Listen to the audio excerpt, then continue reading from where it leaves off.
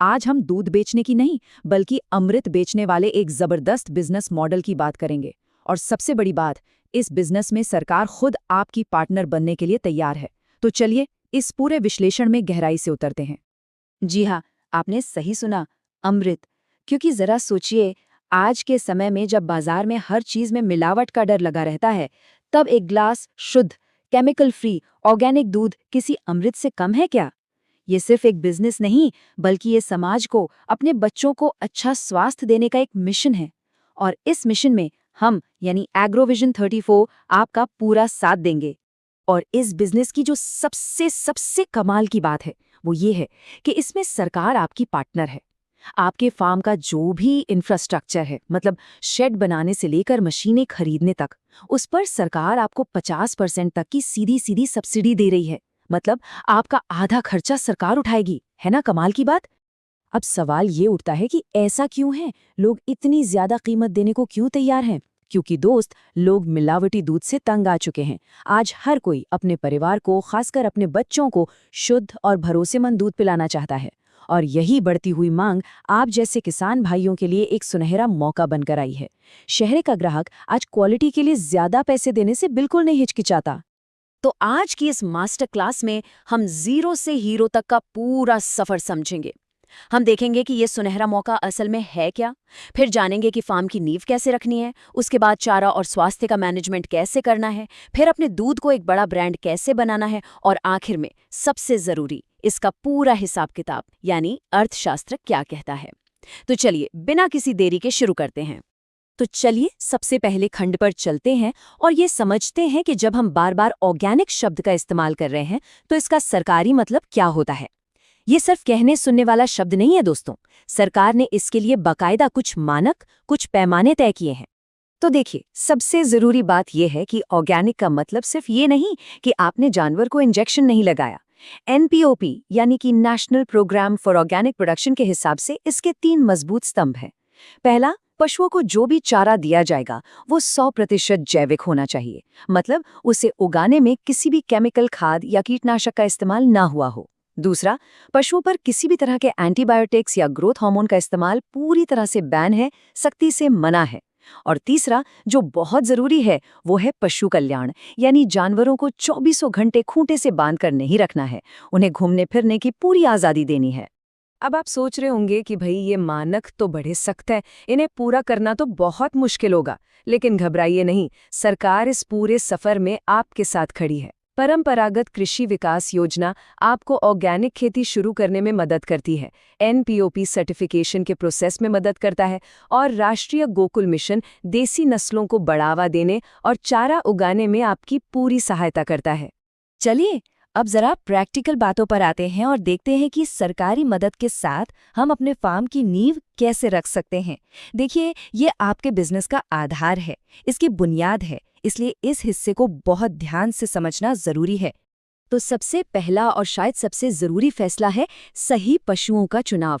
और यहाँ पर आपको हमेशा हमेशा देसी नस्लों को ही चुनना है। गिर, साहिवाल, राठी, थारपारकर, ये नस्लें हमारे देश की जलवायु में ही पली बड़ी हैं। इनकी रोग प्रतिरोधक क्षमता यानी बीमारियों से लड़ने की ताकत विदेशी नस्लों के मुकाबले कई गुना ज्यादा होती है। मतलब सीधी सीधी बात है, ये कम बीमार पड़ती हैं और दवाइयों पर होने वाला आपका खर्चा लगभग 0 हो जाता है। हाँ, ये वो सवाल है जो हर किसान भाई के मन में सबसे पहले आता है कि भाई शुरुआत में जो लाखों रुपए की लागत आएगी उसका इंतजाम कहाँ से होगा। शेड बनाना है, मशीनें खरीदनी है, ये सब तो बहुत महंगा काम है। लेकिन इसका समाधान भी सरकार ने हमें दिया है। देखिए, सब्सिडी पाने का प्रोसेस बहुत सीधा सा है। इसे हम 3 आसान स्टेप्स में समझ सकते हैं। सबसे पहले आपको क्या बनाना है, इसकी एक प्लानिंग कर लीजिए। जैसे कि पशुओं के लिए शेड बनाना है या दूध ठंडा करने की मशीन लगानी है। फिर इसका एक प्रोजेक्ट प्रपोजल यानी एक फाइल तैयार कीजिए। और आखिर में इस फाइल को लेकर अपने जिले के पशुपालन विभाग में जाइए और animal husbandry infrastructure development fund यानी AHIDF स्कीम के तहत अप्लाई कर दीजिए। वहां के अधिकारी आपकी पूरी मदद करने के लिए ही हैं। तो दोस्तों, नींव तो बन गई, अब आती है असली मेहनत की बारी। लेकिन मजे की बात यह है कि असली बचत भी यहीं छिपी है।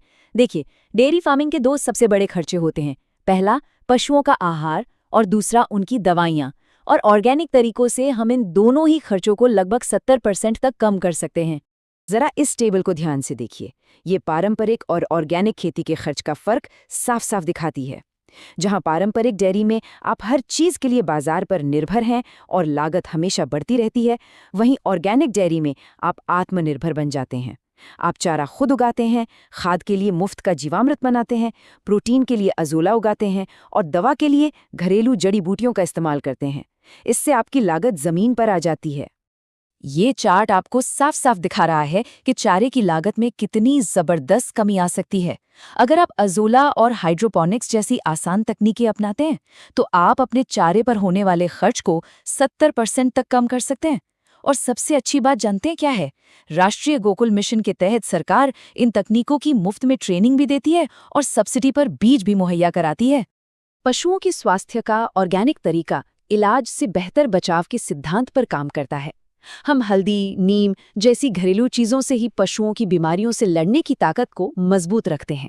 फिर भी मान लीजिए कोई अनहोनी हो जाती है तो सरकार की पशुधन बीमा योजना एक सुरक्षा कवच की तरह काम करती है। अब बहुत ही कम प्रीमियम पर अपने पशु का बीमा करवा सकते हैं और साथ ही खुरपका, मुंहपका जैसी गंभीर बीमारियों के लिए सरकार मुफ्त में टीकाकरण अभियान भी चलाती है। तो चलिए अब उस हिस्से पर आते हैं जहां असली मुनाफा छिपा है। देखिए, सिर्फ दूध पैदा करना ही काफी नहीं है, उसे एक भरोसेमंद ब्रांड बनाकर बेचना सबसे जरूरी है। और यहीं से आपकी कमाई दोगुनी नहीं बल्कि तिगुने भी हो सकती है। ये सवाल बिल्कुल जायज़ है। ज़्यादातर किसान भाई यही सोचते हैं कि भाई ये सर्टिफिकेशन का प्रोसेस तो बहुत लंबा, मुश्किल और खर्चीला होता है। एक छोटा किसान इन सब चक्रों में कहाँ पड़ेगा? लेकिन दोस्त, यहीं पर सरकार ने आपकी सबसे बड़ी मुश्किल को आसान कर दिया है। आपको शायद यकीन ना हो, लेकिन ये सच है। National programme for organic production के तहत सरकार सर्टिफिकेशन पर लगने वाली पूरी फीस का 75% से लेकर 100% तक का खर्च खुद उठाती है। इसका सीधा सा मतलब ये है कि छोटे और सीमांत किसानों के लिए ये प्रोसेस लगभग मुफ्त है। सरकार चाहती है कि आप आगे बढ़ें, इसीलिए उन्होंने ये सबसे बड़ी रुकावट ही रास्ते से हटा दी है। तो जैसे ही सर्टिफिकेट हाथ में आए, आप सिर्फ एक दूध उत्पादक नहीं बल्कि एक बिजनेस ओनर बन जाते हैं। अपने दूध को प्लास्टिक की थैलियों की जगह कांच की साफ सुथरी बोतलों में पैक करें। उस पर अपना एक बढ़िया सा लेबल लगाएं जिस पर आपका नाम, फोन नंबर और सर्टिफिकेशन का लोगो हो। ग्राहकों से सीधा जुड़ें, उन्हें महीने का सब्सक्रिप्शन दें और कभी-कभी उन्हें अपने फार्म पर बुलाकर दिखाएं कि आपका काम कितना शुद्ध और पारदर्शी है। यही भरोसा आपकी सबसे बड़ी ब्रांड वैल्यू बनेगा। चलिए अब आते हैं सबसे जरूरी बात पर, यानी हिसाब किताब पर। दिन के आखिर में जेब में क्या बचता है, यही तो मायने रखता है ना। तो अब इस बिजनेस मॉडल के पीछे के असली गणित को समझते हैं। ये टेबल मुनाफे की पूरी कहानी साफ कर देती है। मान लीजिए आपके पास 5 गायें हैं। पारंपरिक डेयरी में हो सकता है वे ज्यादा दूध दें, चलिए मान लेते हैं 50 लीटर, और वो 50 रुपए लीटर के भाव से बिका तो आपकी कमाई हुई 2500 रुपए। अब ऑर्गेनिक में आते हैं।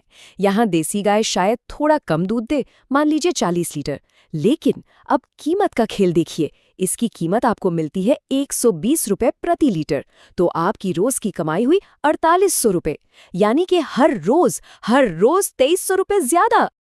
और रुकिए, कहानी अभी खत्म नहीं हुई है। आपकी कमाई सिर्फ दूध से नहीं है। ऑर्गेनिक खेती में बना गोबर काला सोना कहलाता है, जो 5 से 10 रुपए किलो तक आसानी से बिकता है। गोमूत्र अर्क की भी बाजार में बहुत मांग है। और जो सब्सिडी आपको सरकार से मिली और जो खर्चे आपके कम हुए, वो सब तो आपका सीधा सीधा मुनाफा है। अब आखिरी सवाल, अगर किसी के पास शुरुआत करने के लिए भी पैसे नहीं हैं, तो वो क्या करे? तो इसका जवाब है मुद्रा लोन योजना। इस योजना के तहत आप बिना किसी गारंटी के, बिना कुछ गिरवी रखे बैंक से 10 लाख रुपए तक का लोन ले सकते हैं। और अच्छी बात यह है कि इस लोन पर भी सरकार की तरफ से सब्सिडी का प्रावधान है। तो मेरे किसान भाइयों, ऑर्गेनिक डेयरी सिर्फ एक बिजनेस नहीं, ये एक मिशन है। अपने समाज को शुद्ध भोजन देने का और अपनी धरती माँ को रासायनिक जहर से बचाने का। शुरुआत भरी 2 गायों से कीजिए, लेकिन ईमानदारी और सरकारी योजनाओं के सही इस्तेमाल से आपका छोटा सा फार्म एक दिन बहुत बड़ा ब्रांड बन सकता है। उम्मीद है एग्रोविजन 34 की ये मास्टर क्लास आपके काम आएगी। अगर आपको ये जानकारी अच्छी लगी हो तो इसे लाइक करें और अपने सभी किसान भाइयों के साथ शेयर जरूर करें। और हाँ, एग्रोविजन 34 को सब्सक्राइब करना बिल्कुल मत भूलिएगा। धन्यवाद।